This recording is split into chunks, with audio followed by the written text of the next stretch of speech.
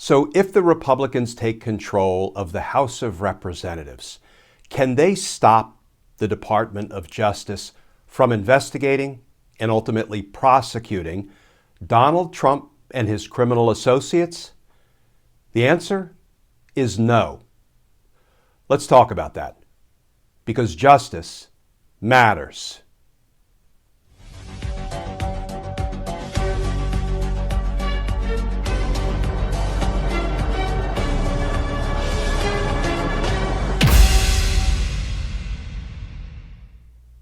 Hey all, Glenn Kirshner here.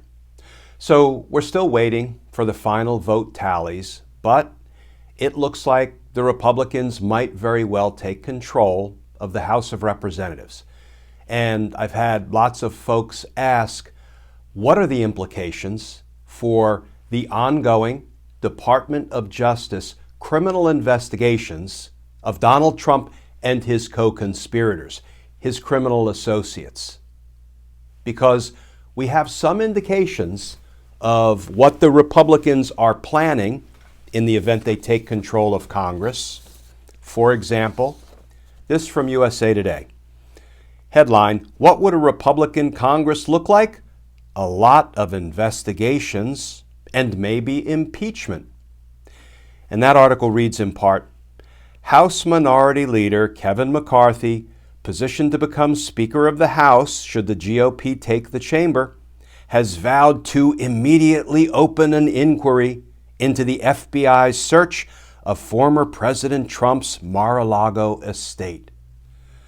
Quote, when Republicans take back the House, we will conduct immediate oversight of this department, follow the facts, and leave no stone unturned, McCarthy said. Then there's this from NPR. Judiciary Republicans hint at investigation into FBI, DOJ if they retake the House. Well, you know what, friends? Let legislative thugs like Kevin McCarthy do their worst. Let Jim the Yammerer Jordan weaponize the House Judiciary Committee. And frankly, the Department of Justice is going to have to keep a keen eye on guys like Kevin and Jim to see if they misuse their congressional power to try to obstruct criminal investigations, to try to help their buddy, Donald Trump, and his criminal associates. But you know what? Kevin, do your worst.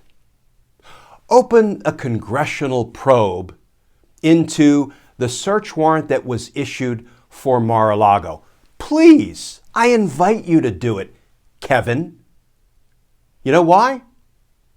Because a federal judge found there was probable cause to believe Donald Trump had evidence of crime, the crime of espionage, the crime of obstructing justice, the crime of mishandling classified materials. A federal judge concluded there was probable cause to believe evidence of those crimes would be found at Donald Trump's home in Florida, in his office. And indeed, that evidence of crime was found in Donald Trump's office, in his desk drawers.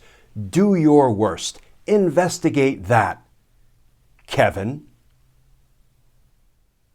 But here's the thing, friends. Try as they might, Kevin and Jim and the other Republican legislative thugs, try as they might, they cannot put a stop to ongoing criminal investigations being conducted by the FBI, by the Department of Justice. They cannot prevent people from being indicted for their crimes. They cannot stop ongoing prosecutions. You know, they can throw some sand in the gears. They can certainly hold all sorts of bogus oversight hearings, right?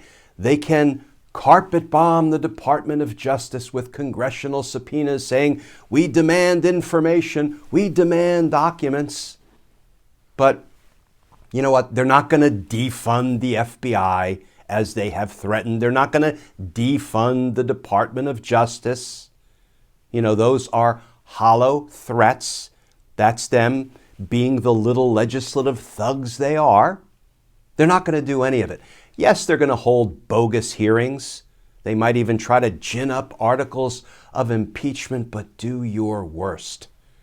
Because the Department of Justice may be moving too slowly, but they're doing things right. They're doing things lawfully. They're asking federal judges for the authority to do what they need to do in furtherance of their criminal investigations, like seize the phone of guys like Jeffrey Clark and John Eastman, like search the property of Donald Trump for evidence of crime. They need judicial authority, and they got it, and they got it the right way. And there is nothing Kevin and Jim or the others can do to undercut or stop or slow down the criminal investigations that are rolling. Yes, they're rolling too slowly. Yes, I feel like at times I am Merrick Garland's biggest supporter, and at other times I am his most vocal critic, because I believe he's a good man. I believe he's following the facts and the law. I just wish he would do it more quickly, because we're burning democracy daylight. Public safety is at risk. But you know what, friends? The midterms are over. So it's time for indictments to start dropping. It should start raining indictments as early as tonight or tomorrow or next week, because there is no longer a reason to hold back, to delay those indictments being issued. It's time. And there's nothing Kevin McCarthy or Jim Jordan can do to stop the coming indictments. They may try, but they will fail. Because justice matters. Friends, as always, please stay safe. Please stay tuned. And I look forward to talking with you all again tomorrow.